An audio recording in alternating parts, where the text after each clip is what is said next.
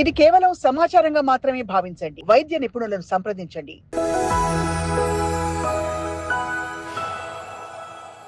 ఇవాళ AIDS day సందర్భంగా మీరిచ్చిన ఈ సలహా కాకుండా జీవన శైలి ప్రమాణాలు ఏ విధంగా మార్చుకోవాలి?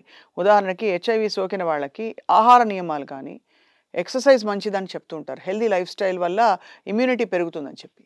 ఇప్పుడు హెచ్ఐవి గురించి, ఎయిడ్స్ గురించి చాలామంది మన సమాజంలో లేదు అనుకునేటువంటి ఒక రకమైనటువంటి ఉదాసీనత అనేటువంటిదే చాలా దీనికి హెచ్ఐవి వ్యాప్తికి మోస్ట్ వాటికి అనుకూలమైన వాతావరణం. ఎప్పుడైతే ఒక ఫాల్స్ భరోసాతో ఉంటారో అప్పుడు రిస్క్ చేసేటువంటి బిహేవియర్ పెరుగుతూ ఉంటుంది. ముందుగా చెప్పుకున్నట్టుగా చాప కింద నీరులాగా ఒక 186 మందికి మాత్రమే నిర్ధారించాం ఏ సమయంలో తీసుకున్నప్పటికీ 14 మందికి నిర్ధారించకుండా ఉన్నారు.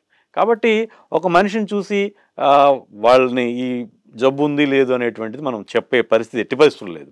కాబట్టి పొటెన్షియల్గా ఎవరితో అయినా సరే హెచ్ఐవి వచ్చేటువంటి అవకాశం ఉంది, వ్యాపించే అవకాశం ఉందంటే గమనికలోకి తీసుకుని అతి జాగ్రత్తగా ఉండాలి.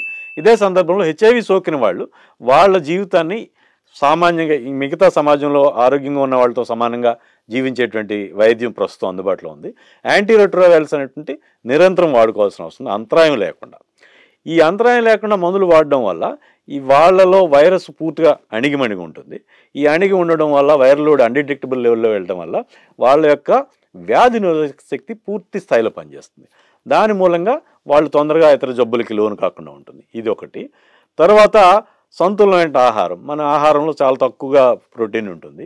ప్రోటీన్ అనేటువంటిది ఒక తెల్ల రక్త కణాలో లేదా ఎర్ర రక్త కణాలో వీటన్నింటికి ఏర్పడడానికి, అలాగే యాంటీబాడీస్ అంటే వ్యాధిని ఎదుర్కోవడానికి మనకి శరీరం ఉత్పత్తి చేసేటువంటి ప్రోటీన్లు అవి.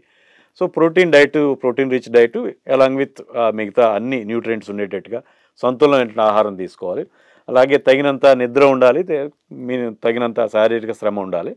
అట్లానే టాక్సిక్ ఎన్విరాన్మెంట్లో కాకుండా తగిన సుహృద్భావ వాతావరణంలో ఇంట్లో ఫ్యామిలీ మంచి రిలేషన్స్ మెయింటైన్ చేస్తూ అందరితోటి ఒత్తిడి తగ్గించుకుని మానసిక ఒత్తిడి లేకుండా బ్రతకడం జీవిస్తే కనుక ఇతర హెచ్ఐవి నెగిటివ్ పీపుల్తో పోలిస్తే వీళ్ళు కూడా ఈక్వల్గా కష్టపడి పని చేసుకుంటూ జీవితాన్ని ఆనందంగా.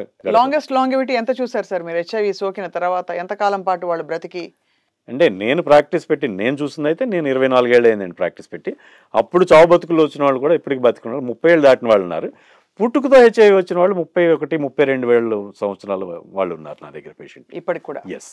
అండ్ ఏ విధమైన చెప్పుకోదగ్గ సమస్యలు లేకుండా పెద్ద సమస్యలకి లోనవ్వకుండా వచ్చినప్పుడు కూడా ట్రీటబుల్. హెచ్ఐవి సోకిన వాళ్ళు కూడా వివాహాలు చేసుకుని ఆరోగ్యకరమైన జీవితాలు కూడా పెట్టుకుంటున్నారు.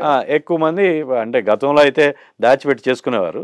తర్వాత ఈ కేసులు, సెటిల్మెంట్లు, గొడవలు, పోలీస్ స్టేషన్లు, అటు బంధువులు ఇటు బంధువులు గందరగోళం అయిపోవడంతో అవగాహన పెరిగి పాజిటివ్ వాళ్ళనే చేసుకుంటున్నారు. నా వైపు కూడా నా పేషెంట్లో నేను కొన్ని పెళ్ళిళ్ళు చేశాను.